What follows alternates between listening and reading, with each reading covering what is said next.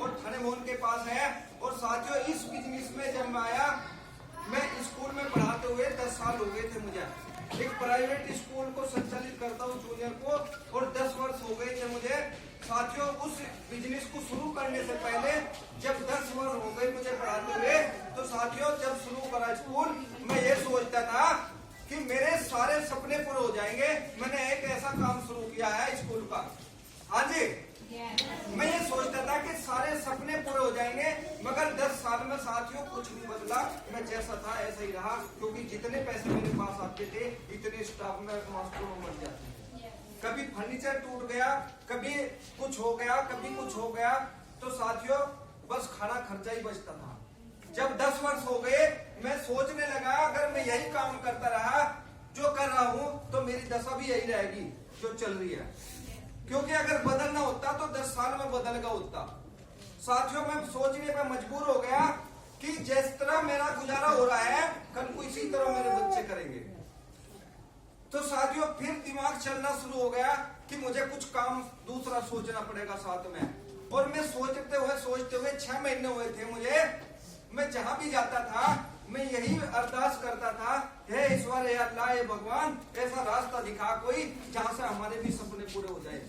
और साथियों कहते हैं कि अल्लाह और भगवान कभी अपने आप नहीं आते, उनके जो है पैगाम लेकर के कोई ना कोई किसी रूप में आता है।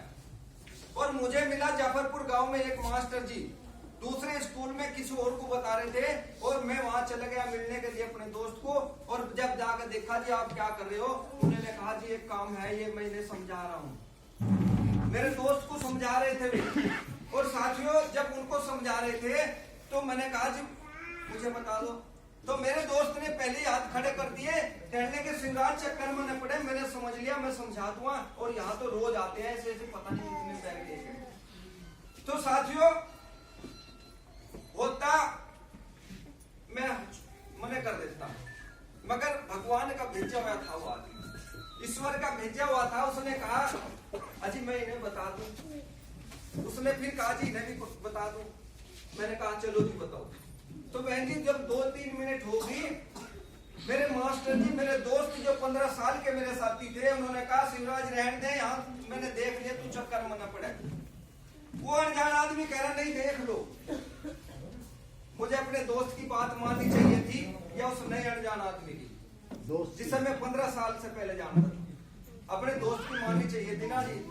हाँ जी, दोस्त की माननी चाहिए थी नहीं।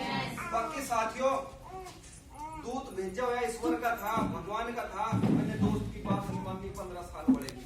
उस नए अनजान आदमी की बात मानी और मैंने प्लान देखी।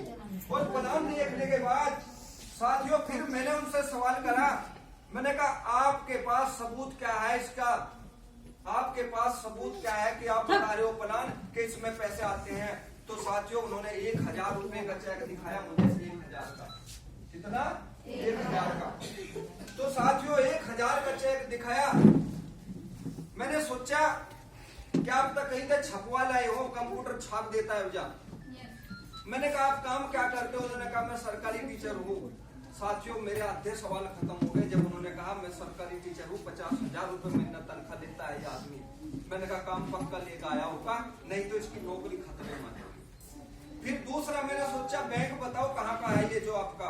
उन्होंने कहा आपके गांव का बैंक है गढ़ी अब्दुल्ला का ओरिएंटल बैंक। तो साथियों ओरिएंटल बैंक पंजाब में कन्वर्ट हो गया। फिर मैंने कहा ठीक है। फिर मैंने कहा इससे बड़े भी चेक आते हैं क्या, किसी के चेक आए? उन्होंने कहा हाँ मेरे सर जी के 1,85,000 के चेक आए हैं। मैंने कहा आप दिखवा दोगे? हाँ जी मैं दिखवा दूंगा। मैंने कहा मेरा फार्म आज ही भरो। और इसी वक्त शनिवार को 4 बजे फार्म भरवाया साथियों, और जाफरपुर गांव से 2 किलोमीटर अपने गांव में लेकर आया। और उनको मैंने आने के बाद पैसे दिए। और घर आने पर समस्या सबसे पहली आई, बताऊं मेरे घर पैसे नहीं थे। क्यों? जितने मेरे पास पैसे आते थे इतने मैं खर्च कर देता था। जितने मेरे पास पैसे आते थे इतने मैं खर्च कर देता था हर महीने। मेरे पास पैसे नहीं थे। 5-7 हजार रुपए बैंक में भी पड़े थे, मगर शनिवार था 4 बज के पैसे में भी नहीं निकलते थे। अब 10 मिनट में पैसे कहां से लाऊं? तो साथियों जब समस्या आई तो फिर हमारी और मेरी घरवाली की बात हुई, मुझे ये जो अनजान आदमी आए मुझे पैसे साथियों 2-4 मिनट लेता है आदमी सोचने समझने में, क्योंकि गरीब आदमी के पास 6,000 रुपए नहीं होते और वास्तव में थे नहीं।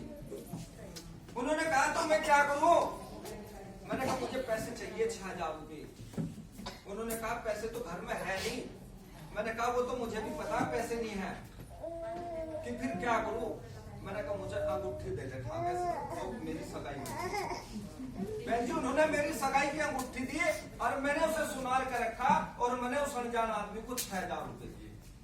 और 6,000 रुपए देने के बाद 2 घंटे में घूमता रहा, मेरे दिमाग में चलती रही काम बहुत बढ़िया है, काम बहुत बढ़िया है।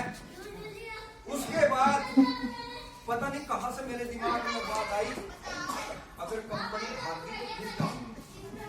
अपने आप ही अचानक। तो बहन जी जैसे पहले खुश हो रहा था फार्म भर के, फिर मैं गुम होता चले गया। कंपनी भागी तो क्या होगा? मैंने एक पैसे